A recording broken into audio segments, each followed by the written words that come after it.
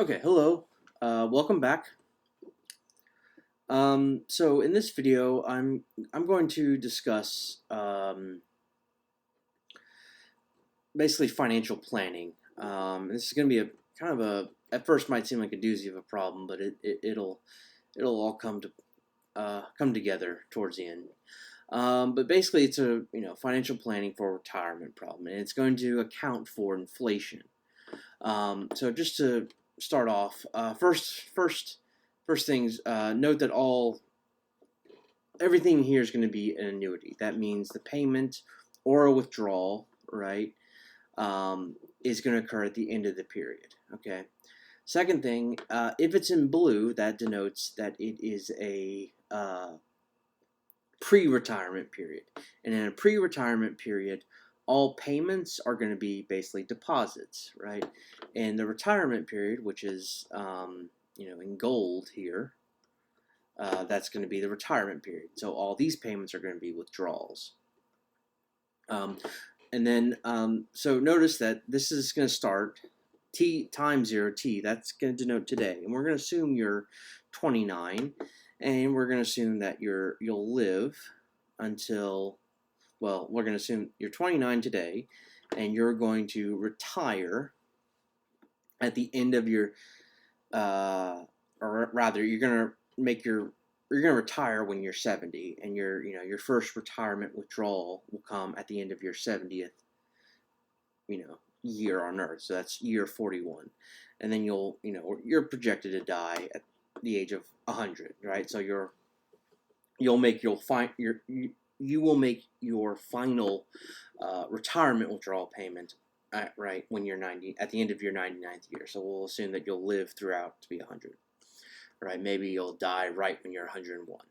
Okay, and then of course you're going to have everyone's retirement nominal interest rate inflation rate will be different, but you're going to have a different inherited wealth. You're going to have an inherited wealth and a bequest that you want to leave for your children. This bequest is in real dollars. Actually, all three of these are in real dollars. That means in terms of today's purchasing power, right? These could change once we put them in nominal terms. And then, of course, your annual retirement, which is also in real. In this case, I'm assuming that I'm going to live on an annual income of $54,000 when I'm in retirement, okay?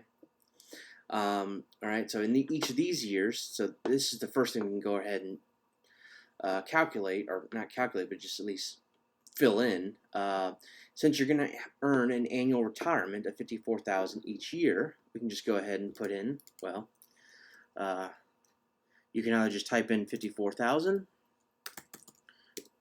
and then just repeat that all the way here,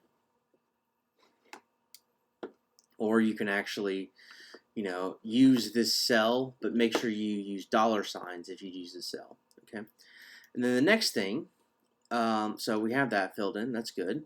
So you're going to live when you retire. You're going to live on an annual income of $54,000 each year until you die. Now notice that you're going to leave a bequest of $25,000, right, for your children, right?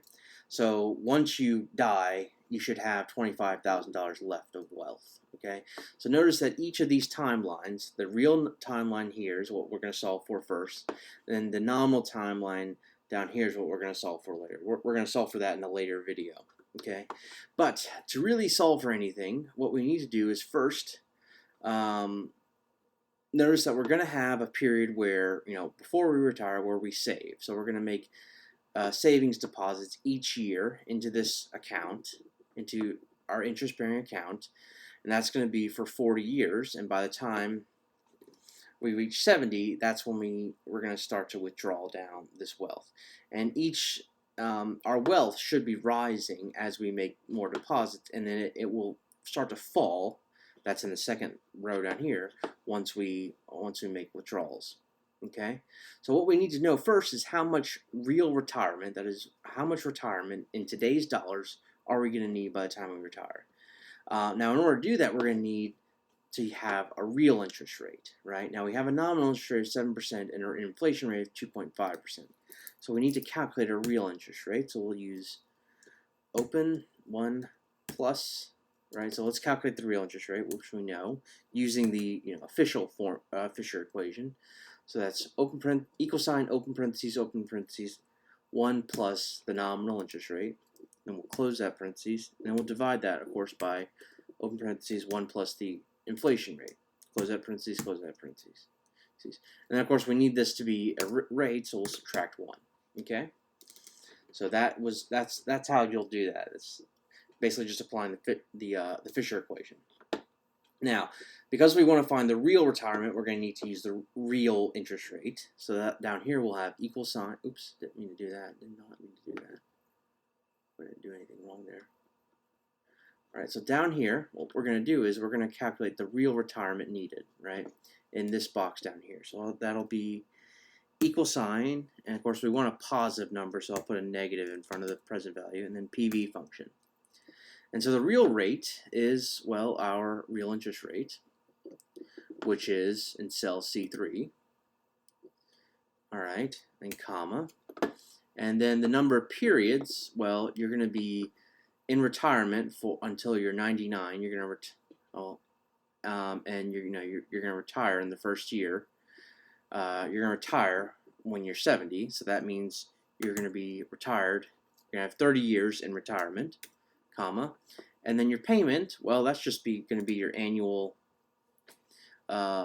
retirement income of $54,000. So I'll just click that, and then future value. Well, actually, in most cases, or in previous cases where we calculate the present value of an annuity, we haven't had a future value, but in this case, you will, and your future value is actually your the bequest you're going to leave the children, the $25,000, right?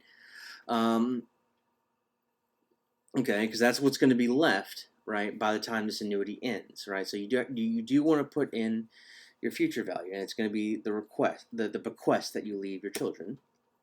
And type, again, it's an ordinary annuity, so we'll just put 0, and there we go. So you're going to need a real retirement of $89,960.54.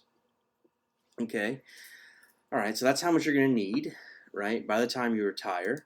Now, once you make your first withdrawal, this figure here will have risen, right, by the real interest rate. So if I do equal sign this times 1 plus, right, and the real interest rate is in cell C3, right, but I want this to kind of, I want to keep this cell constant. So this is where I need to use dollar signs. So I'll use $C, $3, and I'll close parentheses.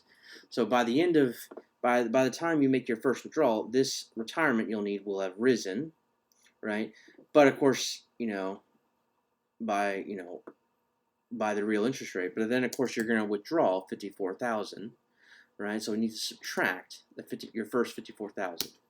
Okay, so after your first payment, after your first withdrawal for your retirement, you will have $883,383.21 in wealth, in real wealth. Okay, and now after your second year in retirement, well, this once again, your wealth is going to rise by 1 plus the real interest rate. That's again 1 plus $C, $3, since the real interest rate is in cell C3, and then again, of course, you're going to withdraw $54,000.